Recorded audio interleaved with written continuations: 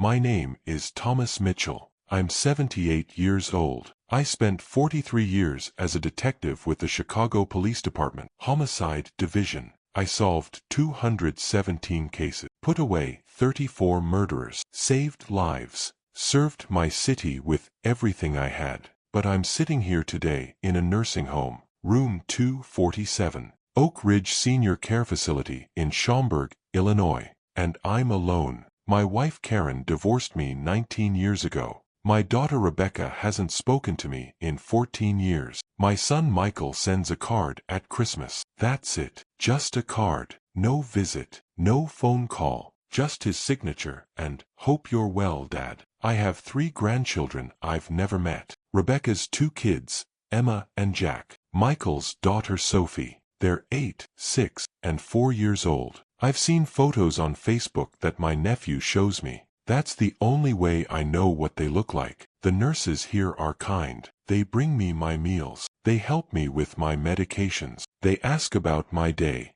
but they're paid to care. My family, they chose not to. For 43 years, I chose the job over them. I missed birthdays, missed anniversaries, missed school plays and soccer games and parent-teacher conferences. I was always at a crime scene, always chasing a lead, always on call, always putting strangers before my own family, and they never forgave me for it. 3 days ago, my doctor told me I have maybe 2 weeks left. Pancreatic cancer, stage 4. It's been eating away at me for months, but I only found out 6 weeks ago. By then it was too late. No treatment, just palliative care, just waiting. So I did something I should have done decades ago. I wrote a letter to Karen, to Rebecca, to Michael, explaining everything, every missed moment, every choice, every sacrifice. Not to ask for forgiveness, I don't deserve that, but to make them understand why I wasn't there, where I actually was, what I was doing when I should have been home. If this story resonates with you, please hit the like button and subscribe so you don't miss stories that need to be told. Tell me in the comments where you're watching from. Now let me tell you about 43 years of service, about the price my family paid, about the lives I saved while losing the people I loved most, and about the letter I'm leaving behind, the one they'll find after I'm gone. Because I want them to know, even if it's too late, even if they never forgive me, I want them to know I loved them, even when I wasn't there, especially when I wasn't there. I met Karen in 1967. I was 22, fresh out of the police academy. She was 20, working as a nurse at Cook County Hospital. We met when I brought in a witness who'd been injured during a robbery. She patched him up, smiled at me, and I was done for. We married a year later. Small ceremony. Her parents, my parents, a few friends. She wore a simple white dress. I wore my dress blues. We were so young, so hopeful, so sure that love was enough. Our first anniversary was August 14, 1969. Karen had planned everything. Dinner reservation at Le Francais, the fancy French place she'd been wanting to try. She bought a new dress, blue. I remember that. She'd gotten her hair done. She was so excited. I was supposed to be home by 5. We had a 6 o'clock reservation. At 3:15 p.m., I got a call. A teenage girl, 15 years old, had been taken hostage by her stepfather. Domestic situation gone bad. He had a gun. He was high on something. He'd barricaded himself in their apartment with the girl and was threatening to kill her. I was detective grade 3 at the time. Not my case. Not my responsibility. But I knew the family. I'd responded to a domestic call there 6 months earlier. The girl, Jennifer, remembered me. She'd asked for me specifically when patrol arrived. I called Karen from a payphone outside the apartment building. "Honey, I'm so sorry. There's a situation. A girl's life is in danger. I'll try to make it by 6. Thomas, it's our anniversary." I know. I'm sorry. If I can wrap this up. It's always something, isn't it? Karen, just go. Save your girl. I'll be here. The line went dead. I stood there for a moment, hearing her voice, the disappointment, the resignation already setting in after just 1 year of marriage. Then I pushed it aside and focused on the job. The hostage situation took 11 hours. 11 hours of negotiation, of talking to a desperate, drug-addled man who was convinced the world was against him. 11 hours of keeping Jennifer calm on the phone, telling her she'd be okay, promising her we'd get her out. At 2 a.m., he finally released her, walked out with his hands up. Jennifer ran to me crying, threw her arms around me. "You kept your promise," she said. "You got me out." I got home at 3:30 in the morning. Karen was asleep on the couch, still in her blue dress. The reservation had been missed. The anniversary dinner never happened. On the coffee table was a wrapped gift, a watch she'd bought me. I never wore a watch. My job was too unpredictable for schedules, but she'd tried. I carried her to bed. She woke up briefly, looked at me with tired eyes, and whispered, "Did you save her?" "Yes." "Good." She closed her eyes again, but I saw the tear on her cheek. The next morning, I tried to apologize. "Karen, I'm so sorry about last night. I'll make it up to you. We'll go this weekend." "Thomas, you don't need to apologize. You saved a girl's life." "But it was our anniversary." "I know, and I'm proud of you. Really, that girl is alive because of you. That matters more than dinner." She meant it. At the time, she really meant it. But I see now what I didn't see then. That was the first stone in the wall that would eventually stand between us. The first moment she realized she would always come second to the job. Rebecca was born in 1971. Beautiful baby girl. 8 pounds, 2 ounces. Born at 6:13 in the morning on a Tuesday.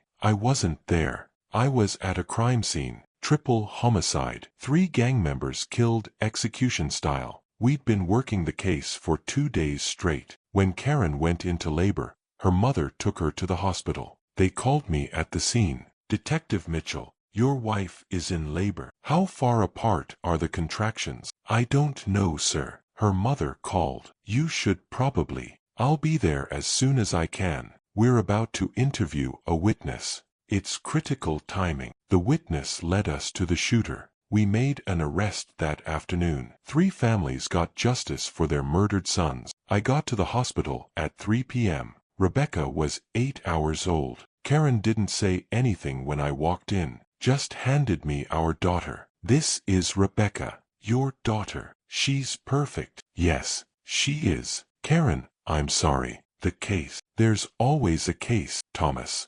There always will be." "I know that now." She wasn't angry. That was the worst part. She wasn't angry anymore. She was resigned, accepting. This was her life now, married to a man who would always choose the job. But Rebecca, God, Rebecca was perfect. Tiny fingers that gripped mine. Big eyes that looked up at me with complete trust. I promised myself I'd do better. I'd be there for her. I'd be the father she deserved. Michael was born 2 years later, 1973. This time I made it to the hospital before the birth. Barely. I was in the waiting room when he was born. Karen's mother came out and said, "You have a son." I held him in the delivery room. Karen smiled at me, tired but hopeful. "You made it." I did. "Thomas, promise me something. Promise me you'll be there for them, for Rebecca and Michael. Promise me the job won't take you away from them." "I promise." But promises are easy to make, harder to keep. Rebecca's kindergarten graduation was June 2, 1976. She was 5 years old. She'd practiced her little poem for weeks. The Itsy Bitsy Spider. Karen made her a special dress, yellow with white flowers. I was supposed to be there at 10 a.m.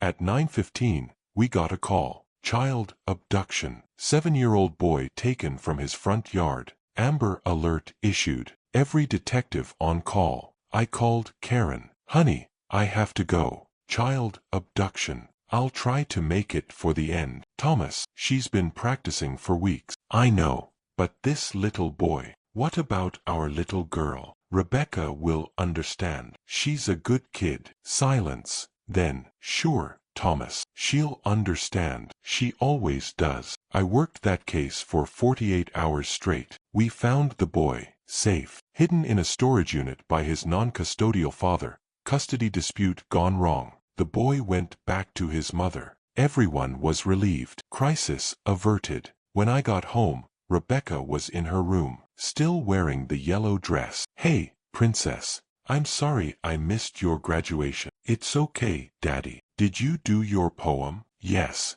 "Did you do a good job?" "Mommy said I did." "I'm sure you were great." "Hey, how about this weekend we go to the zoo? Just you and me." "Okay." But that weekend, another case came up. Homicide in Pilsen. Gang-related. I worked Saturday and Sunday. Rebecca and I never made it to the zoo. Michael's 8th birthday was December 19th, 1981. He wanted a dinosaur-themed party. Karen made a cake shaped like a T-Rex, invited kids from his class, rented a bouncy castle. Michael was so excited. I was working a serial rape case. 3 women assaulted in the same neighborhood over 6 months. We'd finally identified a suspect. Surveillance. I couldn't leave. Karen called. "Thomas, the party started an hour ago. Michael keeps asking when Daddy's coming. Tell him I'll be there as soon as this surveillance is done." "Thomas." "Karen,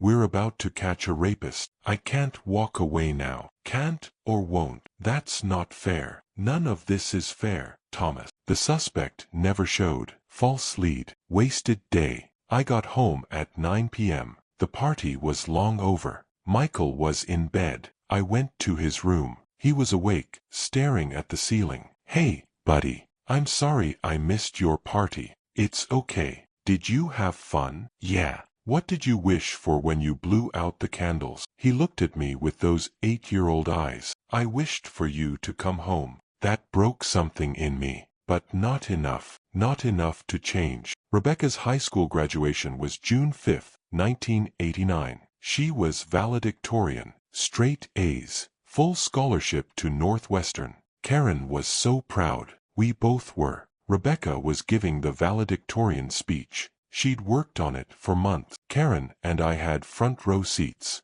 I was going to be there. I swore I'd be there. But at noon, 3 hours before the ceremony, we got a break in a cold case. 20-year-old murder. New witness came forward. Couldn't interview him later. He was leaving the country that night. It was now or never. I made a choice. I called Karen from the station. "Honey, there's a witness. I have to interview him now. I'll try to make it for Rebecca's speech." "Don't. Just don't, Thomas." "Karen, you've missed everything. Her kindergarten graduation, her first dance recital, her confirmation, every goddamn thing that mattered to her. And now you're going to miss this too." "This is her graduation. I'll be there. I promise." "Your promises don't mean anything anymore." I interviewed the witness, got a confession, solved a 20-year-old murder, got justice for a family who'd been waiting 2 decades. I made it to the high school at 7 p.m.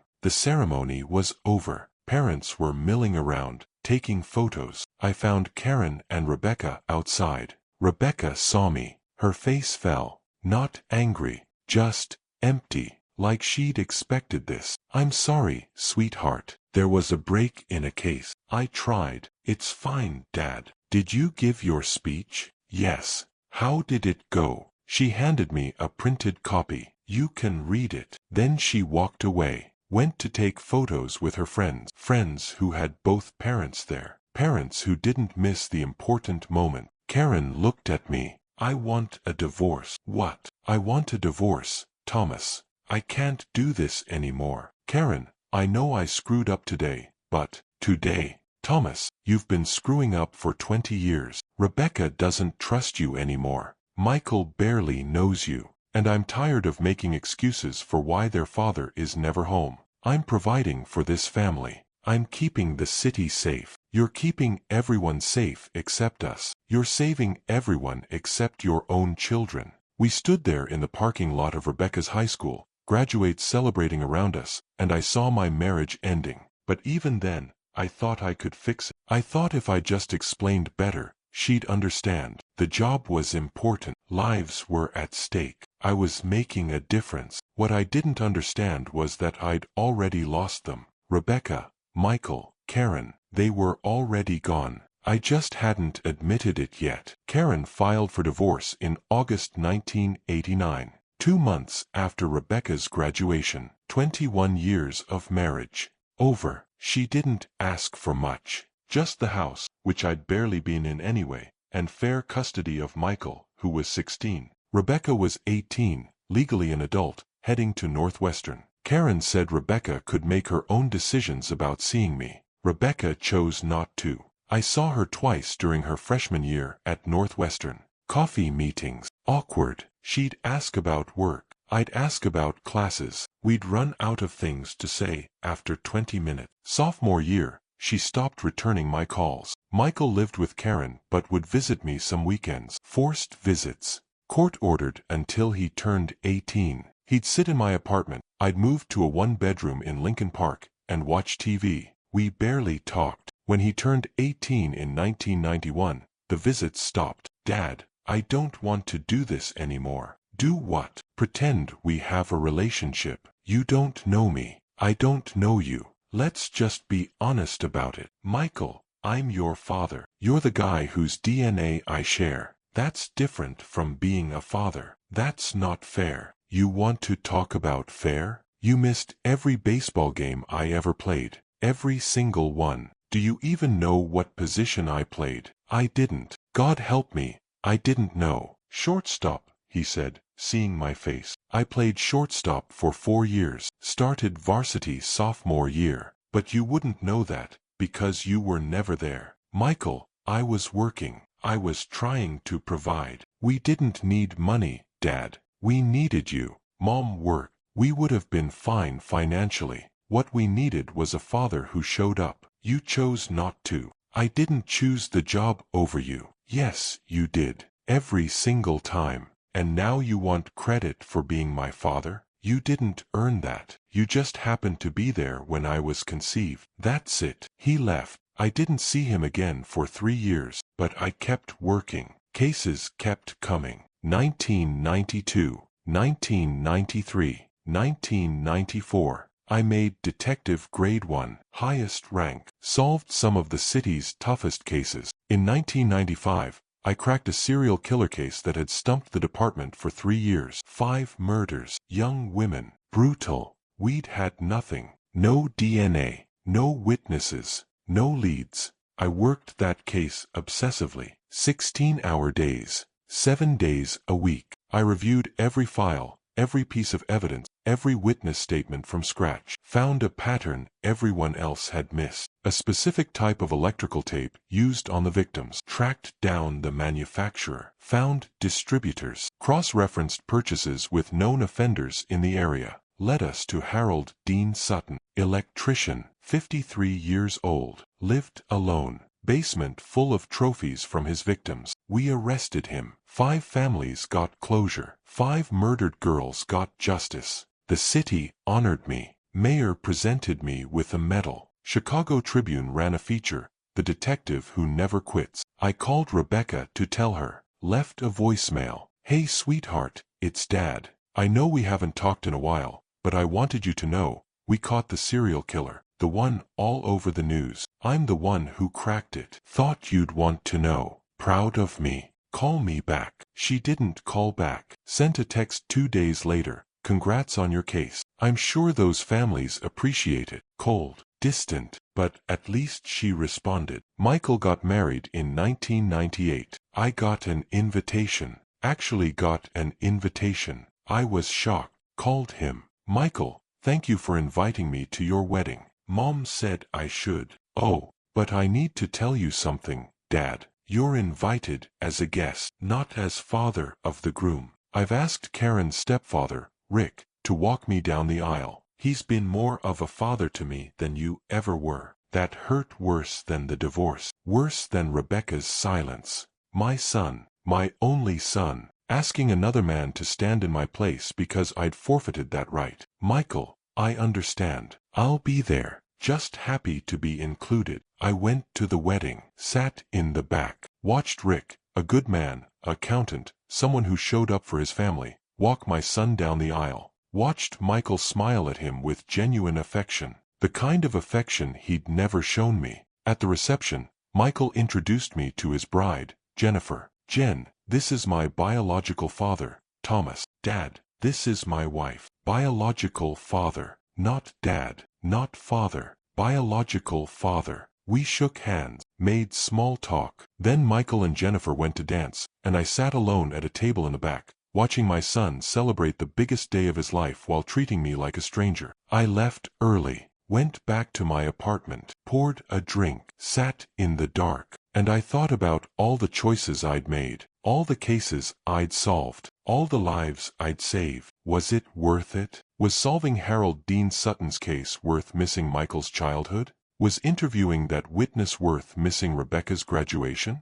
The answer should have been no. I know that now, but at the time, I couldn't see it, because the job was all I had. Without it, I was nobody, a failed husband, an absent father, a man whose children wanted nothing to do with him. But with the job, I was Detective Thomas Mitchell. Homicide, 200 cases solved, serial killer hunter, the man who never quit. So I kept working, because it was the only place I still mattered. I retired in 2009. I was 64 years old, 43 years on the force. They threw me a retirement party. Hundreds of cops showed up. Commissioner gave a speech. Thomas Mitchell is a legend, the best detective this department has ever seen. 217 cases closed, countless lives saved. Chicago is safer because of this man. Everyone applauded, shook my hand, thanked me for my service.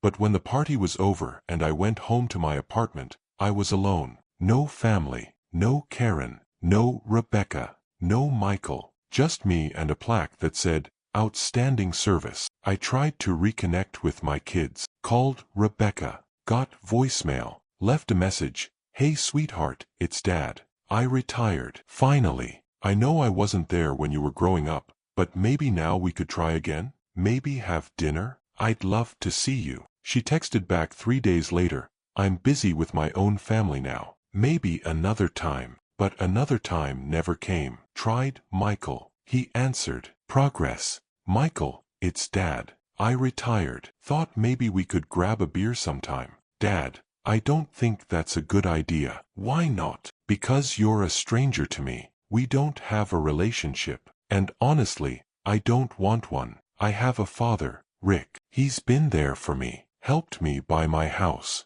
was there when Sophie was born, comes to her soccer games. That's what a father does. I don't need two fathers. I barely needed one." "Michael, I know I wasn't there." "You weren't there because you chose not to be. That's different from couldn't be. You made choices. Every single time, you chose cases over us. So now I'm choosing not to have a relationship with you. It's not anger, Dad. It's just indifference. You're not part of my life. You haven't been for 30 years. I'm just making it official." He hung up. That was 2009. Haven't heard from him since. Except the Christmas cards. Just his signature. No note. Just Michael in black ink. Rebecca got married that same year. I found out from Karen's sister, my ex-sister-in-law, who still talked to me occasionally out of pity. "Thomas, I thought you should know. Rebecca's getting married. October 10th. Did she send me an invitation?" Silence. "No, she didn't, did she?" "Thomas, you have to understand. You missed so much. She doesn't want you there. It'll just bring up bad memories. I'm her father. You're the man who was never there. That's different. I didn't go to the wedding. Wasn't invited. But I sent a gift. A silver picture frame. Expensive. Engraved. To Rebecca, on your wedding day. Love, Dad." She never acknowledged it. Years passed. 2010, 11, 12. I tried to stay busy. Took up fishing. Joined a gym. Volunteered at a community center teaching kids about safety. But every night I went home alone. No calls. No visits. No family. Karen remarried in 2013. A man named David. Financial advisor. Good guy, from what I heard. Retired. Available. Present. Everything I never was. I heard they traveled. Went on cruises. Spent time with the grandchildren.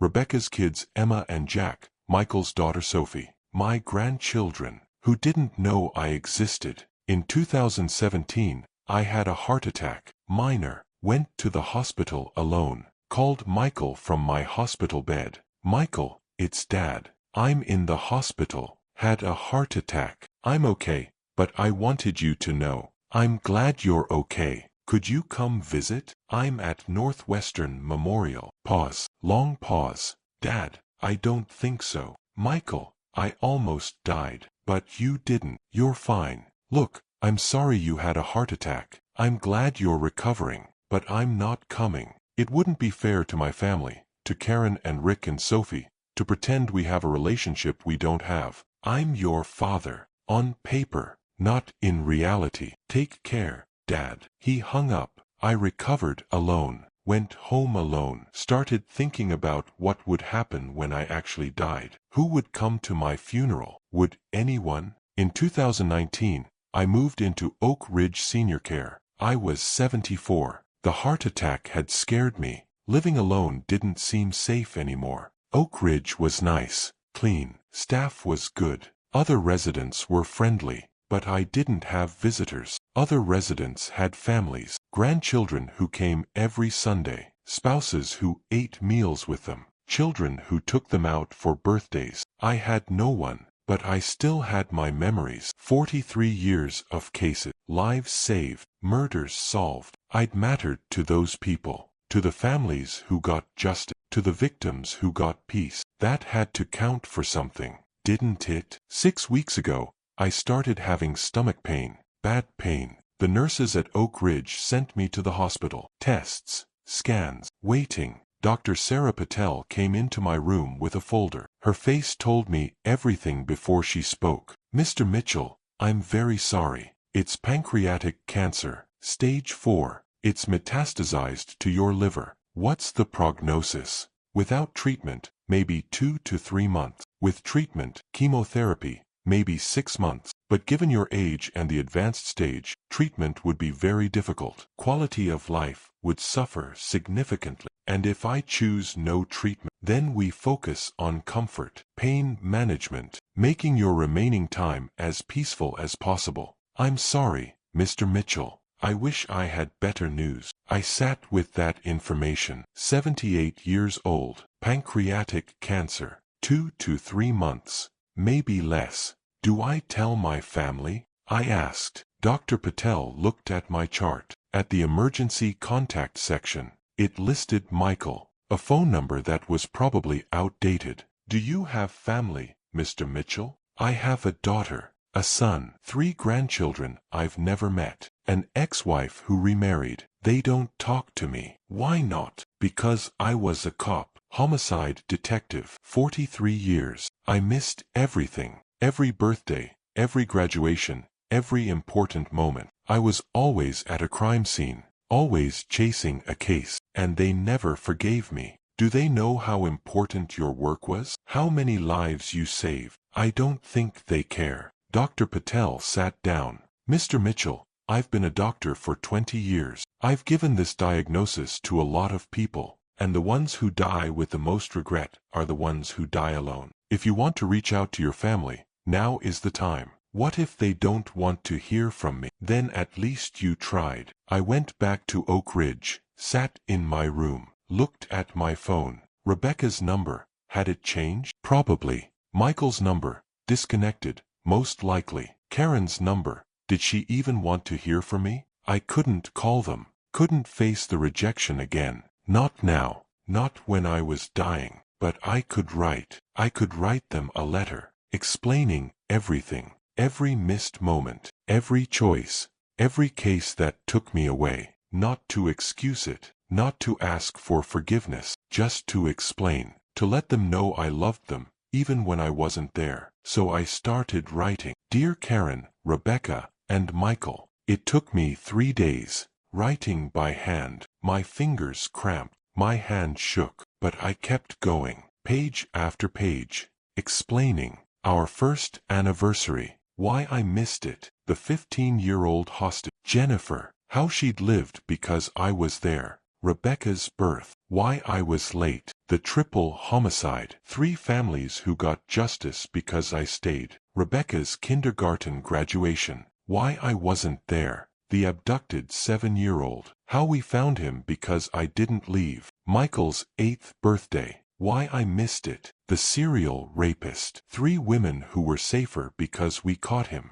Rebecca's high school graduation. Why I couldn't make it. The cold case witness. A 20-year murder solved. A family who'd waited 2 decades for answers. Every missed moment. Every choice. Every person I saved while losing them. I wrote about the guilt, the regret, the nights I came home and saw their disappointed faces, the way Karen's eyes went cold over the years, the way Rebecca stopped asking when I'd be home, the way Michael stopped trying to connect. I wrote about how I'd failed them, how I'd chosen wrong, how if I could do it over, I'd do it differently. I'd miss the cases. I'd let other detectives handle them. I'd be at their birthdays and graduations and soccer games. I'd be the father they deserved instead of the detective who was never home. But I also wrote about the people I saved, the families I helped, the justice I delivered, not to justify my choices, but to explain them, to help them understand that when I wasn't with them, I wasn't abandoning them. I was trying to help people who had no one else. I wrote for 3 days,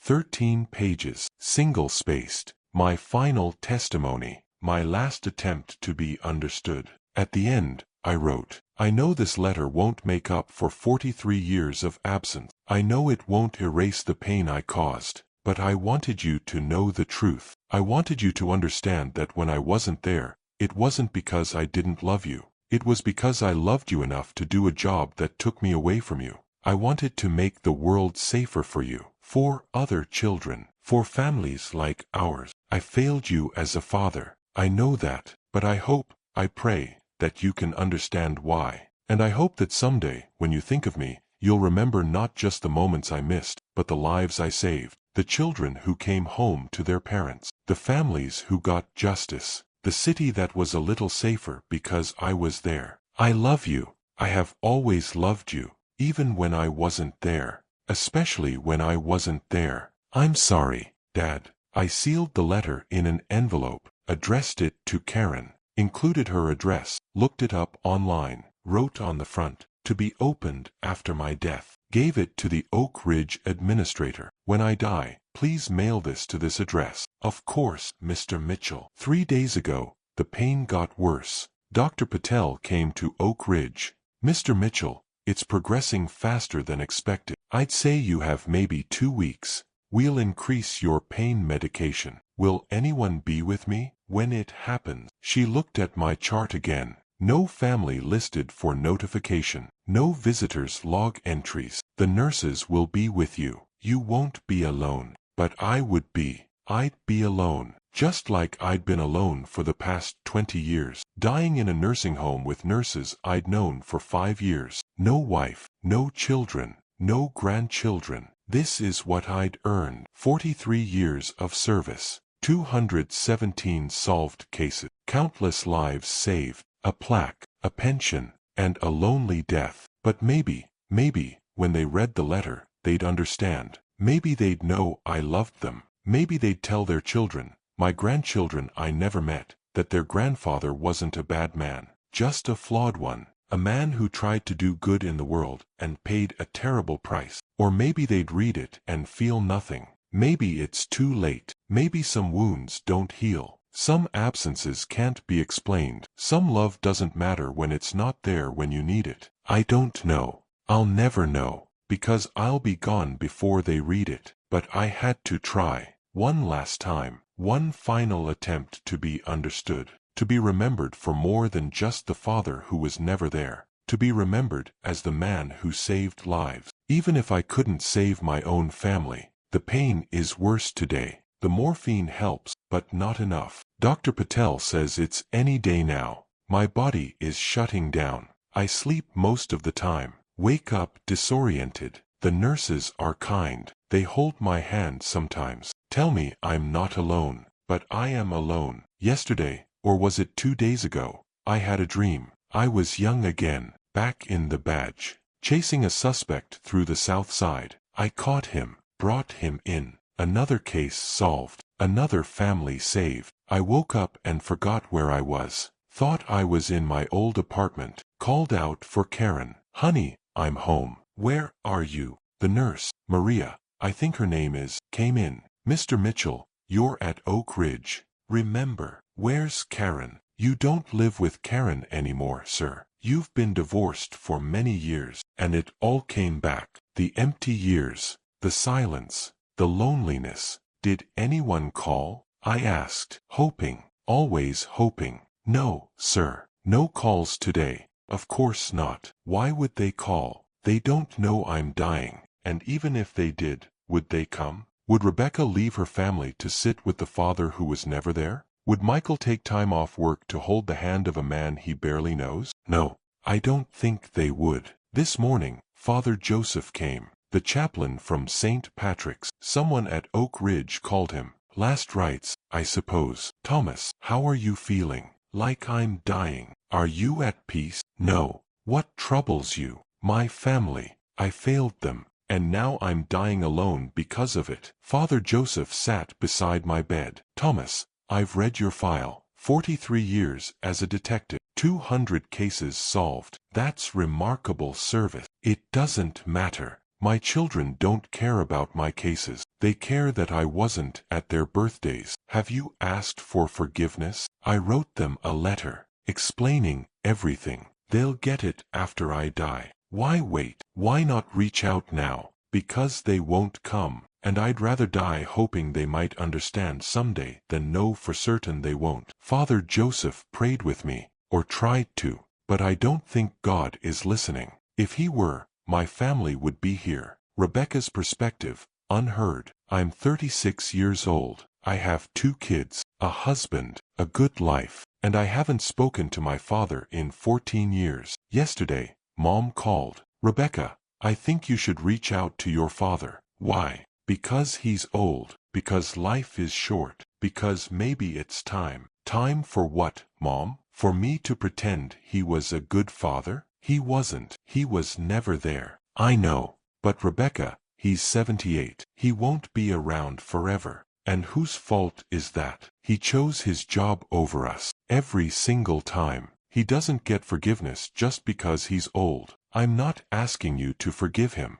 I'm asking you to make peace. For yourself, not for him." I hung up, because I don't want to make peace. I want him to know what it felt like, to wait for someone who never came, to hope your father would show up and be disappointed every time. Let him die knowing he failed us. That's justice. Michael's perspective, unheard. "I'm 34, married, 1 daughter. I'm a teacher. I'm there for every parent-teacher conference, every soccer game, every school play, because I know what it feels like when your father isn't." Sophie asked me yesterday, "Daddy, do I have a grandpa on your side?" "Yes. My father is alive." "Why don't we see him?" "Because he was never there for me, so I'm not there for him." That seems sad. It is sad, but it's also fair. I don't know what day it is anymore. The pain is constant. The morphine makes me dream. I dream about cases, about victims, about families I helped, about Karen,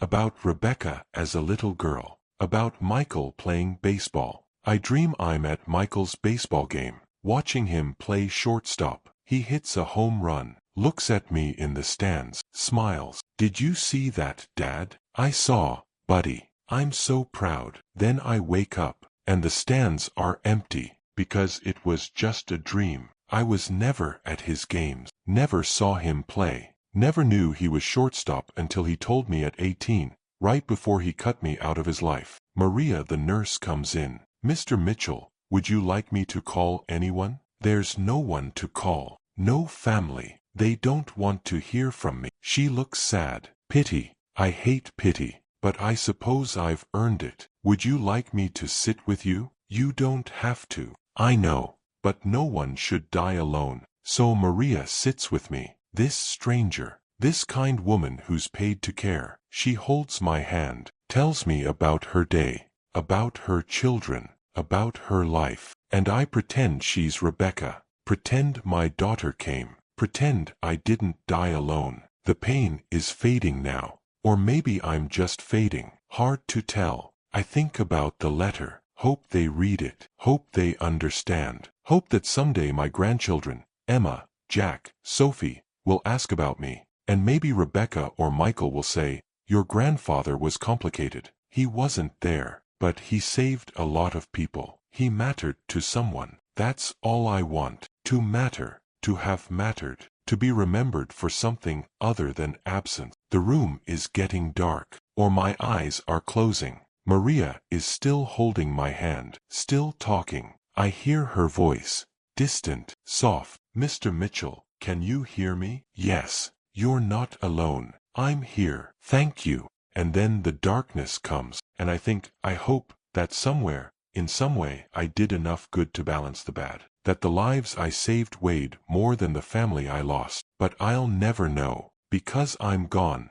Thomas Mitchell died on a Tuesday morning, March 14, 2023, 78 years old, pancreatic cancer. Died in his room at Oak Ridge Senior Care Facility. Maria the nurse was holding his hand. No family present, no visitors that day, no flowers, no calls. The funeral was held 4 days later at Sheehan Funeral Home. Small ceremony. A dozen cops showed up, old colleagues. The chaplain said a few words. Thomas Mitchell served his city with distinction. He will be remembered. No family attended. The funeral home tried calling, left messages. We're so sorry for your loss. Funeral is Saturday at 2 p.m. Rebecca listened to the voicemail, deleted it. I'm not going. Michael heard his message, stood in his kitchen, looking at his phone. Should we go? His wife Sarah said, do you want to? No, but maybe I should. You don't owe him anything. I know.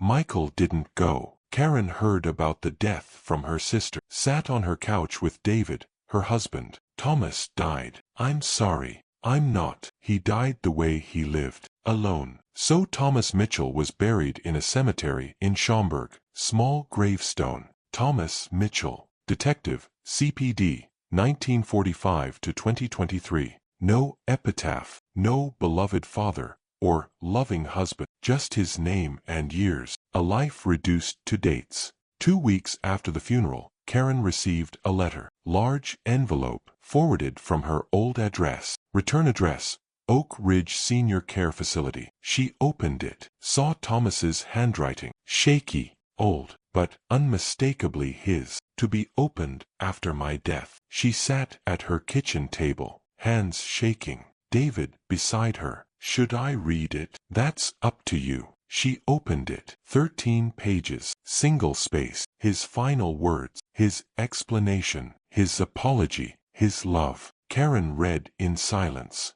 tears streaming down her face. David watched, concerned. When she finished, she looked up. Oh, Thomas, what does it say? He explains every moment he missed, where he was, what he was doing, the people he saved, the lives he touched, the choices he made. She handed David the letter. He read it. 13 pages of a dying man trying to be understood. When he finished, David said, do the kids know about this? No. Should I tell them? I think they need to read it. Karen called Rebecca. Honey, your father left a letter. Before he died. I think you should read it. I don't want to. Rebecca. Mom, I don't care what his excuses were. He wasn't there. That's all that mattered. He explains where he was. I don't care. He could have been saving the world. Doesn't change the fact that he wasn't at my kindergarten graduation, or my high school graduation,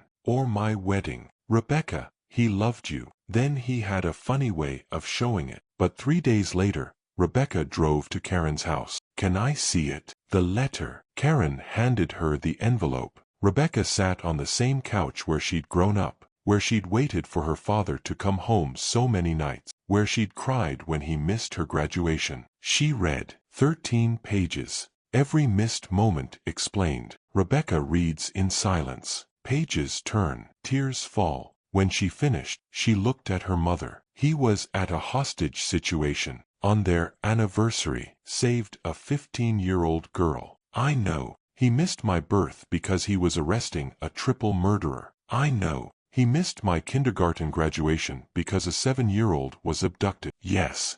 Rebecca's voice broke. Why didn't he tell us this when it was happening? Why wait until now? Because he thought you knew. He thought you understood. He thought, Karen's voice caught. He thought his work was so obviously important that we'd forgive him for not being there. But we needed him there. I know. Rebecca held the letter. 13 pages of explanations that came too late. Does Michael know? I called him. He hasn't responded. He needs to read this. Karen called Michael again. Michael, please. Your father left a letter. Rebecca read it. You need to read it too. Mom, I don't want. Michael, he's dead. He can't hurt you anymore. But you owe it to yourself to understand who he was. Silence. Then, fine. I'll come by tomorrow. Michael came, sat on the couch. Read the letter. 13 pages. When he finished, he sat in silence. Sarah, his wife, beside him. Karen and David watching.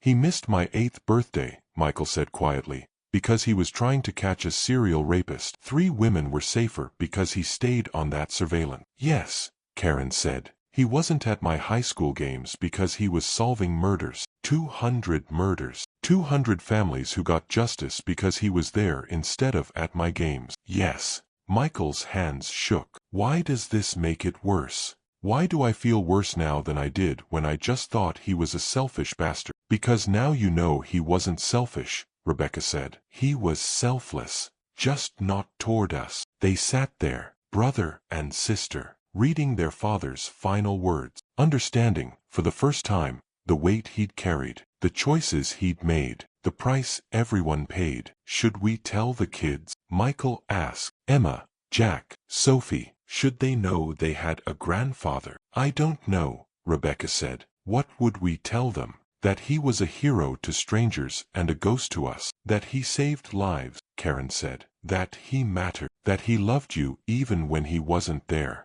But was love enough? Rebecca asked. Is it enough to love someone if you're never there? No one had an answer.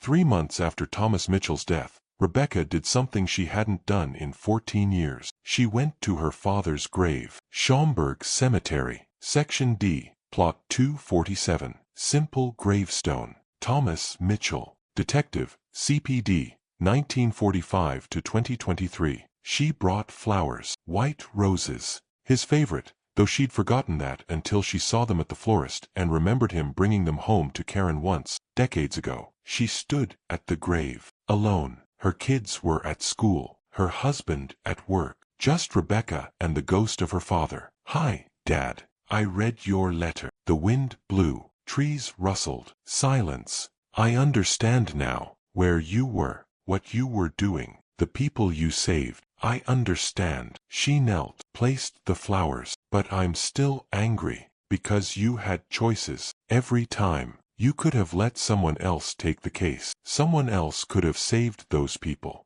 But you chose to be the one. Every single time. And we paid the price. Tears now. Years of tears. 14 years of silence. 20 years of absence. Mom says you loved us. That everything you did was because you loved us. That you wanted to make the world safer for us. But Dad, we didn't need the world to be safer. We needed you to be there. We needed our father. Not a hero. Just a dad. She wiped her eyes. I have kids now. Emma and Jack. They're 8 and 6.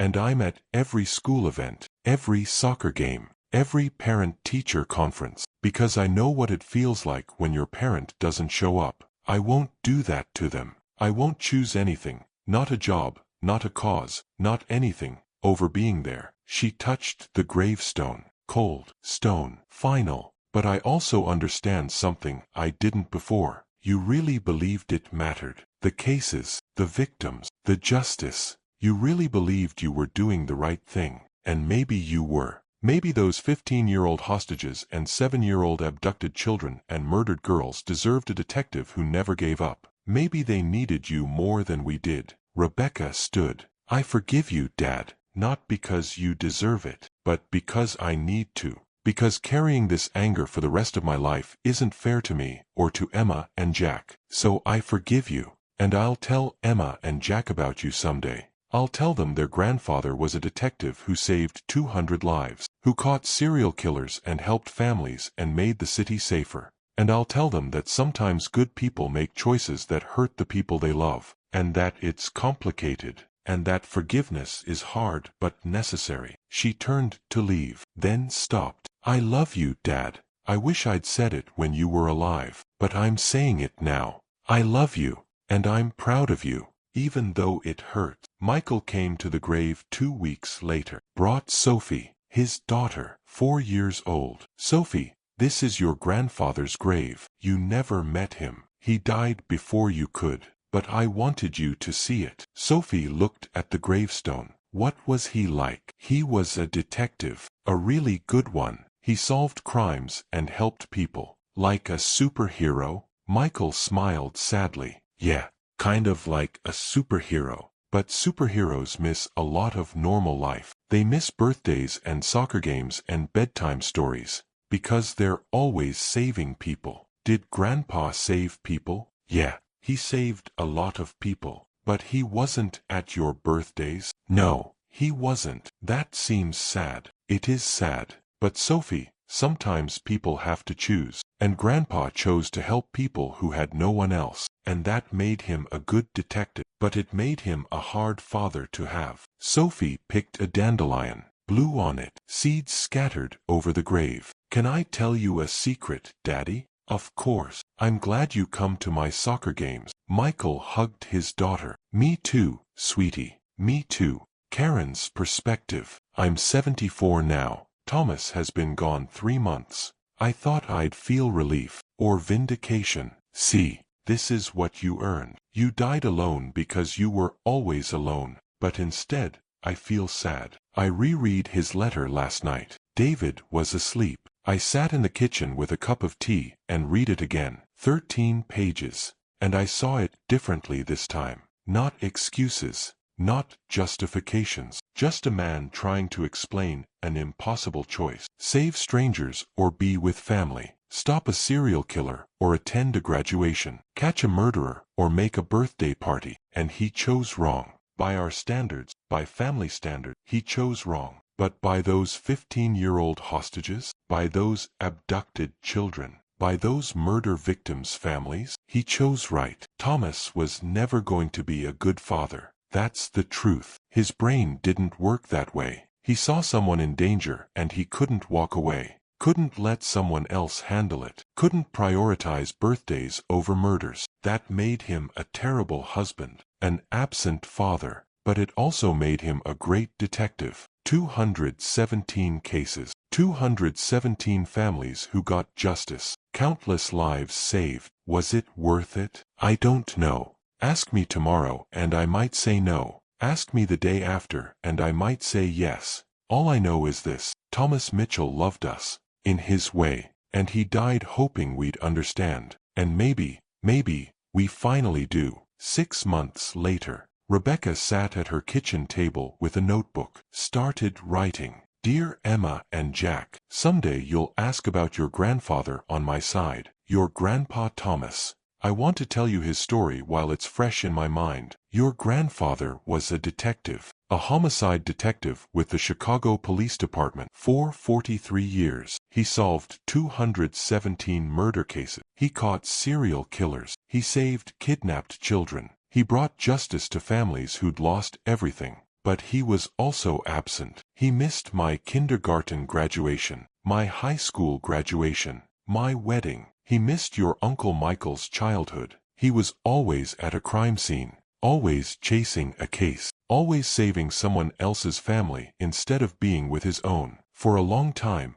I hated him for that. For 30 years, I barely spoke to him. When he died, I didn't go to his funeral, but he left a letter, explaining everything, every missed moment, where he was, who he saved. And I realized something. Your grandfather had an impossible choice. Be a good father or be a good detective. He couldn't be both. His brain wouldn't let him walk away from someone in danger. He chose to be a good detective, and 200 families are grateful for that. But his own family paid the price. I'm telling you this because someday you'll face impossible choices too, career or family. duty or love, strangers or your own. Your grandfather chose duty, strangers, the job, and it cost him everything. I want you to choose differently. I want you to choose family, choose love, choose being there. Because when you're dying in a nursing home, the cases you solved won't hold your hand. The strangers you saved won't cry at your funeral.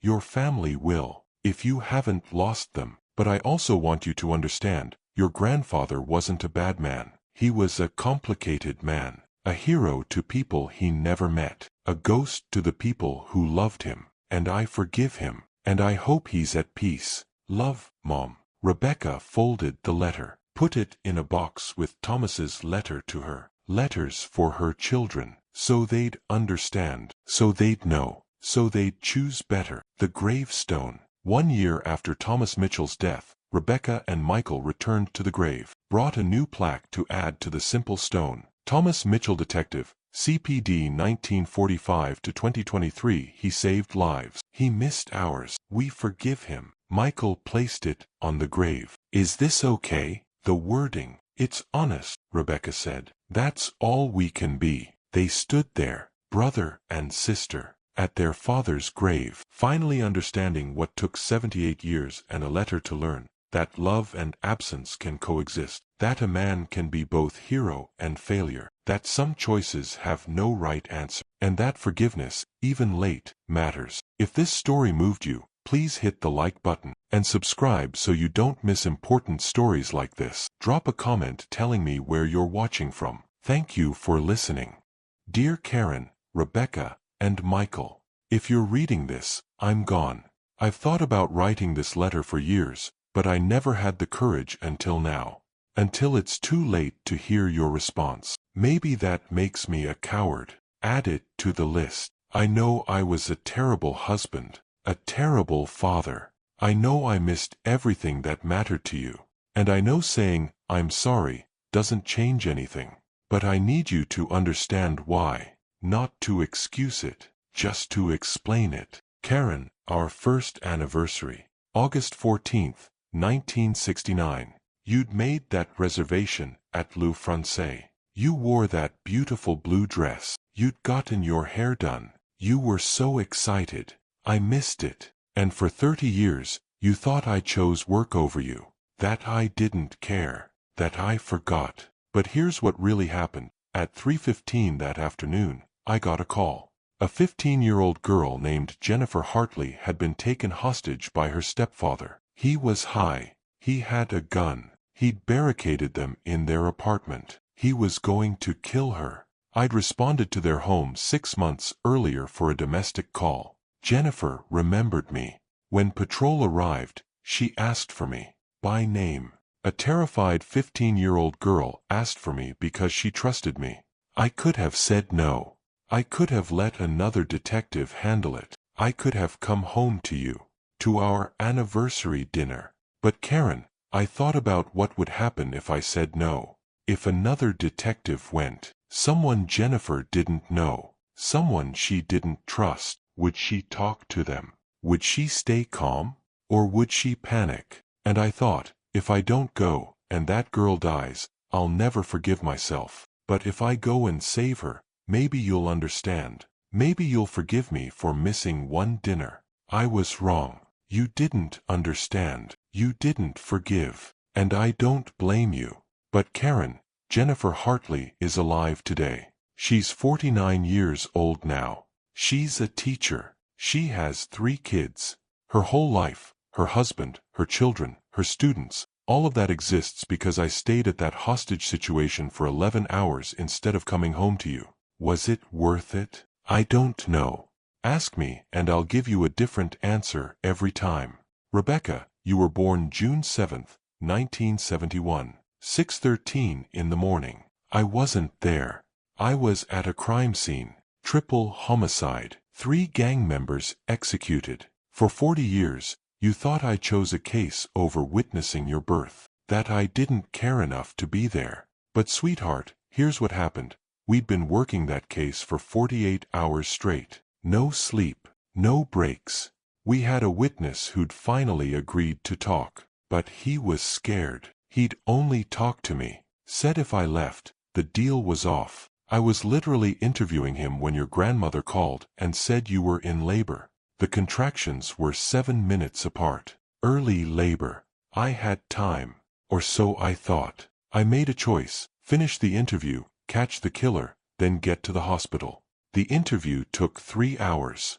We arrested the shooter that afternoon. 3 families, the Johnsons, the Martinezes, the Thompsons, got justice for their murdered sons. But I missed your birth, missed seeing you enter the world, missed those first precious hours. Rebecca, I held you when you were 8 hours old. You were so tiny, so perfect, and I promised myself I'd never miss another important moment. But I did. I missed hundreds of them. I missed your kindergarten graduation because a 7-year-old boy was abducted. We found him, returned him to his mother. His name was Marcus Williams. He's 34 now. He's a firefighter. I missed your high school graduation because a witness in a cold case came forward. We solved a 20-year-old murder. A woman named Patricia Green finally got justice for her daughter. She'd been waiting since 1969. I missed your wedding because I wasn't invited, and I understood why. Michael, I missed your 8th birthday, December 19th, 1981. You wanted a dinosaur party. Your mother made that T-Rex cake. You were so excited. I was on surveillance for a serial rapist. 3 women had been assaulted. We had a suspect. We were watching his house, waiting for him to move. I thought, I'll wait 1 more hour.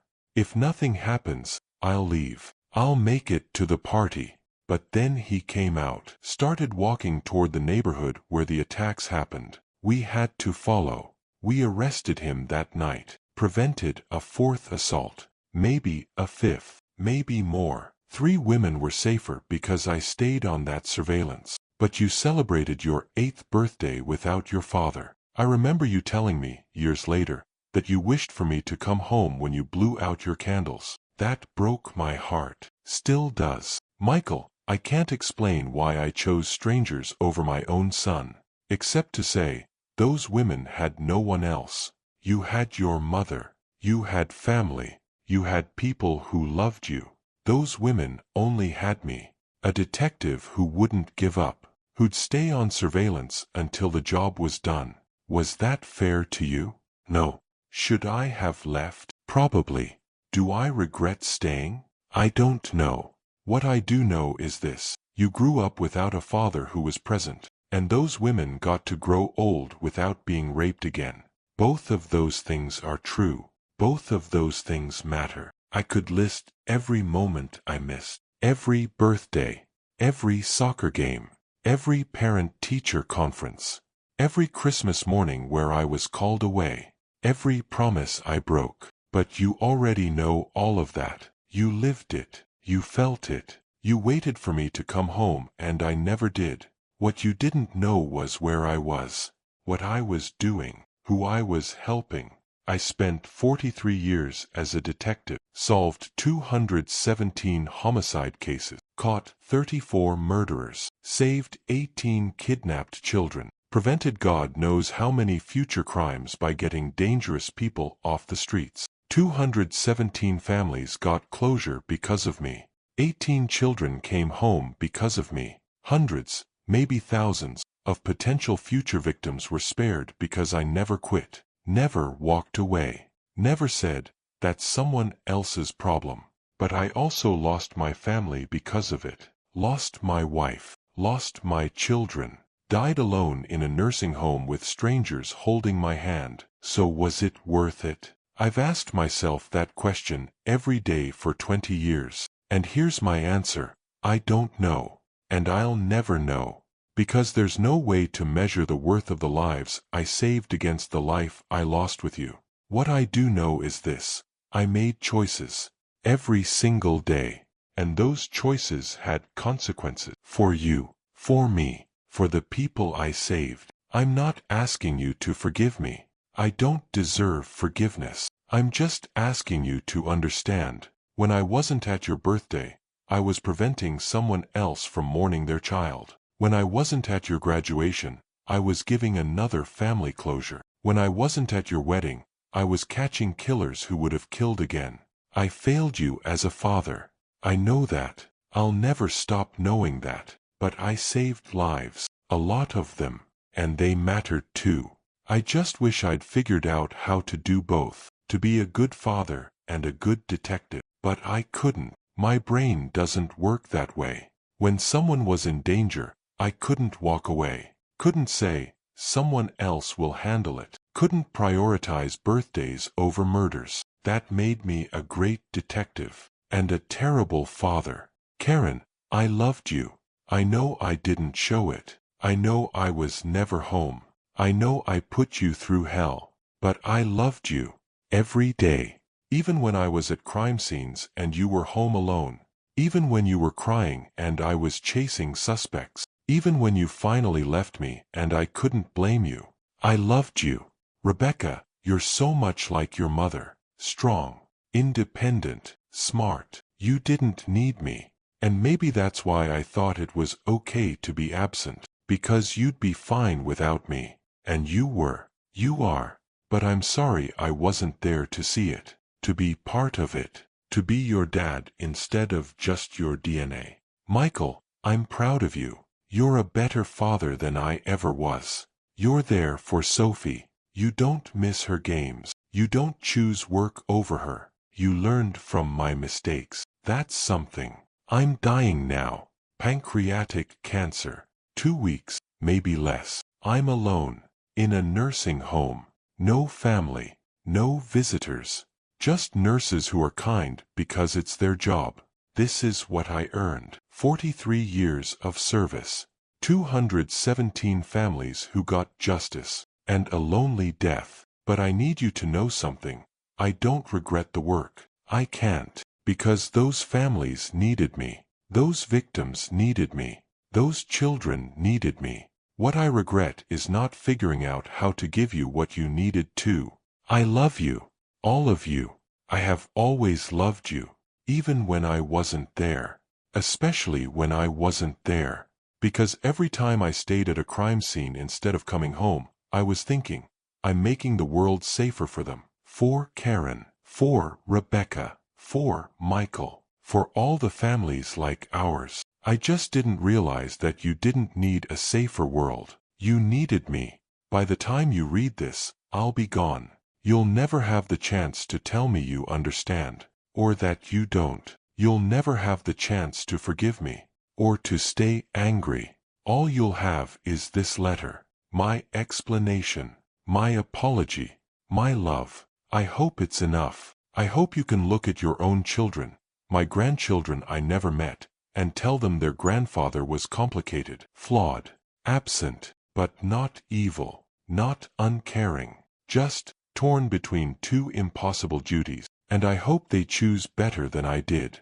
I'm sorry for everything, for all of it, for every moment I missed, for every tear you cried waiting for me, for every broken promise, for every time you needed me and I wasn't there. I'm sorry, and I love you, even now, even dying alone, even knowing you won't be at my funeral. I love you, your father, your ex-husband, the detective who was never home, the man who saved strangers and lost his family, Thomas Mitchell.